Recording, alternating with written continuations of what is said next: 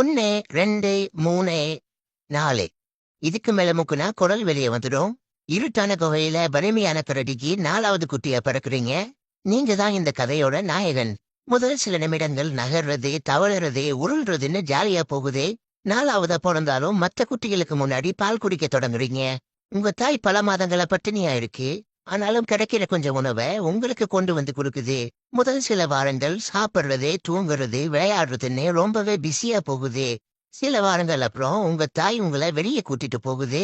கண்ண கூசுற வெளிச்சம், வித்தியாசமான சத்தங்கள், மரங்கள், மலைகள், பறவைகள், வானவெளின்னு பல விஷயங்களை ஆச்சரியத்தோட பாக்குறீங்க. என்னதான் கரடியா இருந்தாலும் இப்போதைக்கு நீங்க குட்டிதான். அதோட ரொம்பவே பலவீனமா இருக்கீங்க. உங்க வாழ்க்கை பயணத்துல முதல் சாப்டர் சாகக்கூடாது. மலை சிங்கம், புலி, ஓநாய், குள்ள நரின்னு பல பிரெடேட்டர்ஸ் காட்டுல இருக்கு.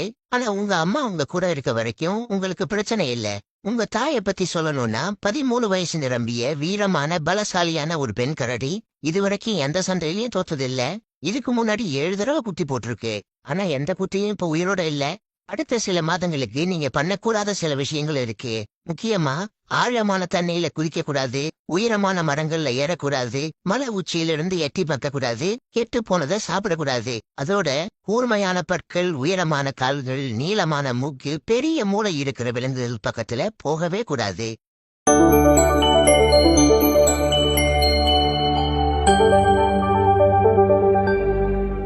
உங்க தாய் உங்களுக்கு வாழ்க்கையோட அடிப்படை பாடங்களை கற்றுக் கொடுக்குது. நீங்க எல்லாத்தையுமே ஆச்சரியத்தோடையும் விளையாட்டாவும் பாக்குறீங்க. ஆனா உங்க அம்மா அப்படி இல்ல. ஆபத்து வர்றத முன்கூட்டியே உங்க தாயால உணர முடியுது. அது ஒரு ஆண் கரடி. உங்களை நோக்கிதான் வருது. சண்டைக்கு வரல. ஆனா உங்க தாய் இப்போ அவைலபிளா இல்ல. அதனால சண்டை வருது. கொஞ்ச நேரம் சண்டைக்கு அப்புறம் உங்க தாய் காயங்களோட திரும்பி வருது. ஆனா சண்டைக்கு காரணமா இருந்த நீங்க எதையும் கண்டுக்காம மரக்கட்டைகளோட விளையாடிட்டு இருக்கீங்க. அவசரப்பட்டு சண்டை போட்டுட்டமேன்னு உங்க தாய் நினைக்குது. உங்க தாயை பின்தொடர்ந்து ஆத்துப்பக்கம் போறீங்க. ஒரு நிமிஷம் இருங்க. உங்க சகோதரர்கள் இங்கதான் இருக்காங்க. இது மீன்கள் முட்டையிடுற சீசன்கிறதால ஆத்துல நிறைய சால்மன் மீன்கள் இருக்கு. ஆழம் அதிகமா இல்ல. திரும்பின பக்கமெல்லாம் மீன்களா இருக்கு. எதை பிடிக்கிறது எதை விடுறதுன்னு தெரியாம நீங்க பாக்குற எல்லா மீன்களையும் துரத்த ஆரம்பிக்கிறீங்க. உங்களால தண்ணீரை வேகமா ஓட முடியல. மீன்கள் எளிமையா உங்ககிட்ட இருந்து தப்பிச்சு போகுது. பசி உணர்வை விட மீன்களை துரத்துறது ரொம்பவே ஜாலியா இருக்கு. ரொம்ப நேரம் நடந்த திருடம் போலீஸ் விளையாட்டுல மீன்கள் ஜெயிக்குது. பொதுவா கரடிகள் உணவுல கிடைக்கிற சக்தியை விட அதிகமான சக்தியை அந்த உணவை வேட்டையாட பயன்படுத்தாது. நீங்க குட்டியா இருக்கிறதால பிரச்சனை இல்ல. ஆனாலும் குளிர்காலம் நெருங்குறதால நீங்க அதிகமா சாப்பிட்டு சீக்கிரமா வளர்ந்தாகணும். உங்க தாய் உங்களுக்கு மீன்களை பிடிச்சு தருது. உங்க சகோதரர்கள் இங்கதான் இருக்காங்க. ஆத்துல நிறைய மீன்கள் இருக்கிறதால அடுத்த சில மாதங்கள் உணவு பிரச்சனை இல்லாம போகுது. அப்போப்போ நீங்க காட்டுல உணவு தேட ஆரம்பிக்கிறீங்க. நீங்க ஒரு வேட்டை பிராணி தான். ஆனா கரடிகள் பல சமயத்துல புற்கள், மரங்களோட வேர்கள், மரக்கட்டைகள்ல இருக்கிற பூச்சிகள்னு பல ஐட்டங்களை ட்ரை பண்ணுது. உங்களுக்கு பூச்சி புழுவுல பெருசா இன்ட்ரெஸ்ட் இல்ல. போக போக வந்துடும், கவலைப்படாதீங்க. உங்க தாயோட நடவடிக்கைகள் எல்லாத்தையும் வாட்ச் பண்றீங்க.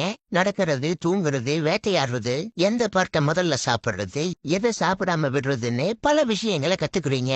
அடுத்த சில வாரங்களுக்கு உணவு தேவைக்கு உங்க தாயை மட்டுமே நம்பி இருக்கீங்க. சில வாரங்கள் அப்புறம் ஒரு அழகான காலை பொழுதுல உங்க தாய் ஆத்துல மீன் பிடிச்சிட்டு இருக்கு. நீங்க உங்க சகோதரர்களை காணோன்னு திரும்பி பாக்குறீங்க. இங்கதான் இருக்காங்க. அப்போ உங்க கண்ணுல ஒரு முயல் தென்படுது. நீங்க உடனே அதை துரத்த ஆரம்பிக்கிறீங்க. முழு வேகத்துல ஓடி அதை தாவி பிடிக்கிறீங்க. அதோட டேஸ்ட் எப்படி இருக்கும்னு தெரிஞ்சுக்க கொஞ்சமா கடிச்சு பாக்குறீங்க. ஆனா அது செத்து போகும்னு நீங்க சத்தியமா எதிர்பார்க்கல. அதோட அது உங்க கூட ஏன் சண்டை போடலன்னு உங்களுக்கு ஒரே குழப்பமா இருக்கு. அடுத்து என்ன பண்றதுன்னு தெரியாம குழம்பி போயிருக்கீங்க. ஏன்னா இது வரைக்கும் உங்க தாய் உணவை கை தனியா, கால் தனியா, கல்லீரல் தனியான்னு தான் கொண்டு வந்து கொடுத்துருக்கு. முதல் முறையா முழுசா ஒரு உணவை பாக்குறீங்க. அதுவும் நீங்களே வேட்டையாடினது. உங்க தாய் உங்களை நோக்கி வருது. நீங்க மூஞ்சிய பெருமையா வச்சுக்கிட்டு சாப்பிட ஆரம்பிக்கிறீங்க. சில மாதங்கள் அப்புறம் நீங்க உங்க தாய் கூட சேர்ந்து வேட்டையாட தொடங்குறீங்க. அப்படிதான் ஒரு நாள் நீங்க ஒரு மான வேட்டையாடி சாப்பிட்டுட்டு இருக்கீங்க. அந்த நேரம் பார்த்து ஒரு மலை சிங்கம் உங்களை தாக்க ஆரம்பிக்குது. முதல் முறையா பாக்குறீங்க. ரொம்பவே பெருசாவும் ஆபத்தாவும் தெரியுது. உங்க தாய் சண்டைக்கு போகுது. நீங்களும் சண்டை போட நினைக்கிறீங்க. அதோட உங்க சகோதரர்களும் இங்கதான் இருக்காங்க. சரி, சண்டை வேண்டாம், வெயிட் பண்ணலாம். சில நிமிடங்கள் நடந்த சண்டையில உங்க தாய் எளிமையா ஜெயிக்குது. அந்த மலை சிங்கம் அங்கிருந்து தப்பிச்சு ஓடுது. நீங்க கத்திக்கிட்டே அதை கொஞ்ச தூரம் துரத்துறீங்க. அடுத்த சில மாதங்களுக்கு வேட்டையில உங்க தாய்க்கு ஹெல்ப் பண்றீங்க. அப்பப்போ முயல்களை வேட்டையாடுறீங்க. அதோட மீன் பிடிக்கிறதுலயும் தேர்ச்சி அடைகிறீங்க. இப்ப உங்க உடல் நல்லாவே வளர்ச்சி அடைஞ்சிருக்கு. நீங்க பல நேரங்கள்ல உங்க தாய் எதிர்பார்க்காம வேட்டையாட தொடங்குறீங்க. ஆனா ஒரு தடவை கூட ஜெயிக்க முடியல. ஒரு நாள் விடியற்காலை தூங்கி எழுந்து பாக்குறீங்க. உங்க தாய் உங்க குகையில இல்ல. ஆனா உங்க சகோதரர் இருக்காங்க. நீங்க வெளியே வந்து நாலா பக்கமும் தேடி பாக்குறீங்க. ஆனா உங்க தாய் எங்கேயுமே இல்ல. ஒரு கரடியோட வாழ்க்கையில இது ரொம்பவே கஷ்டமான நேரம்தான். ஆனா நீங்க யதார்த்தத்தை புரிஞ்சுக்கிட்டு வாழ பழகிக்கணும். இனிமே உங்களுக்கு பாதுகாப்பு இல்ல, இலவச உணவும் இல்ல. நேத்து வரைக்கும் உங்களை பார்த்து பயந்து ஓடுனதெல்லாம் இப்போ உங்க மேல ஏறி ஓடுது. இவ்வளோ நாள் உங்களுக்கு கிடைச்ச மரியாதை எல்லாம் உங்களுக்கு இல்ல, உங்க தாய்க்கு தானே நீங்க புரிஞ்சுக்கிறீங்க. மனசை தேத்திக்கிட்டு காட்டுல உணவு தேட போறீங்க. தூரத்துல ஒரு மான் கூட்டம் தெரியுது. நீங்க வேகமா அதுங்களை நோக்கி ஓட ஆரம்பிக்கிறீங்க. ஆனா அதுங்க உங்களை பார்த்து கொஞ்சம் கூட பயப்படல. கிட்ட போய் பார்த்தா அதுங்க ரொம்பவே பெருசா இருக்கு. அதுங்க சைஸோட கம்பேர் பண்ணா நீங்க வெறும் 5 லிட்டர் பால் டேல் கேன் மாதிரிதான். ரொம்பவே கஷ்டப்பட்டு ஒரு காட்டு பண்ணிய வேட்டையாடுறீங்க. ஆனா உங்க இறைய திருடிட்டு போக ஓநாய் கூட்டம் அங்க வருது. ரொம்பவே பசியில இருக்க நீங்க உணவை விட்டு தர மனசு இல்லாம அதுங்க கூட சண்டை போட முடிவு பண்றீங்க.